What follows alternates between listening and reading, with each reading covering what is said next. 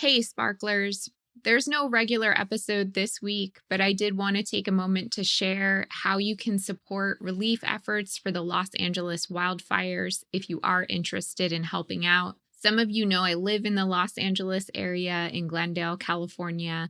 Thankfully, both my family and our home are okay. We evacuated early Wednesday morning and we were able to stay with relatives in San Diego for a few days. It was really scary that morning to walk out into the backyard while we're packing the car. And even though it's morning, the sky is like pitch black dark and there are flames glowing on the horizon, and the palm trees are being whipped by the hurricane like winds. It's really something I could have never imagined. And that day, just looking at the sky and the fire maps, it was pretty clear that this was not going to be good. If you'd like to help those who have been impacted by the wildfires, there are a few ways to lend your support. So let's talk about where you can give and how you can make a difference. Jewelers of America and the Diamond Council of America are accepting donations through the Jewelers Relief Fund to support jewelry retailers and manufacturers who have been affected by the wildfires. Donations are tax deductible and they go directly to those businesses that have suffered damage.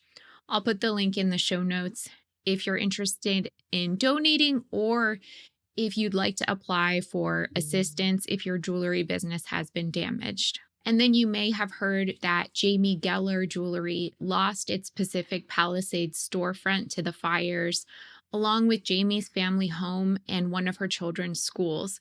Her small but dedicated team packed up the safe and evacuated on Tuesday, expecting to return on Wednesday. Jamie has now set up a GoFundMe to support her business and employees, and I'll put that link in the show notes as well. Some not jewelry specific ways to help would be the California Fire Foundation, which is a nonprofit 501c3 organization that provides emotional and financial assistance to families of fallen firefighters, and the communities they protect. And I'll put that link in the show notes. And then there's the Los Angeles Fire Department Foundation. The LAFD Foundation provides vital equipment and funds critical programs to help the LAFD save lives and protect communities. That link will be in the show notes as well. And I've seen many brands stepping up via social media that are currently donating all or part of their profits to wildfire relief efforts. So if you are in the market for a new piece of jewelry, it's kind of nice to consider supporting a brand that's also contributing to the important cause. I've lived in Los Angeles for almost 9 years now, originally moving here to pursue a career in the jewelry industry because it's such a thriving hub for so many brands that I admire. My business started here too, and it's really heartbreaking to see our city, which is already struggling in a lot of ways, face such an unimaginable disaster.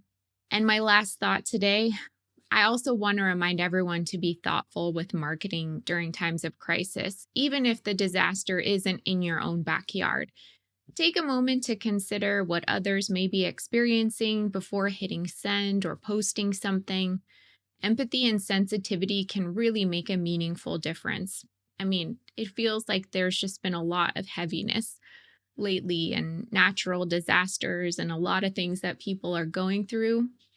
And I think that when we do marketing and when we do communications for business, we have to be mindful of all the things. I know it's not always easy to stay aware of the challenges that people face in this global economy, but it really is part of modern marketing to remain intentional, considerate, and mindful. And so I just want to say, please be safe out there in the world.